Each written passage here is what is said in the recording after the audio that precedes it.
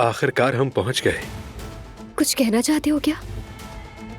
बरात, ये कहना बजा होगा कि तुमसे हिसाब लेना है। तुमने ये सब कैसे किया? तुमने मुझे धोखा दिया, अपने बाप की तरह रवैया रखा, उसी की तरह निकले तुम। कल शाम यास्मीन के साथ बहुत अच्छा वक्त गुजरा मेरा। क्या सच में? यास्मीन भी मुझे पसंद करने लगी है। काबू रखिए खुद पर आप। घबराने की बात नहीं, हम जियान को ढूंढ लेंगे। कुदरत साहब बिल्कुल ठीक कह रहे हैं।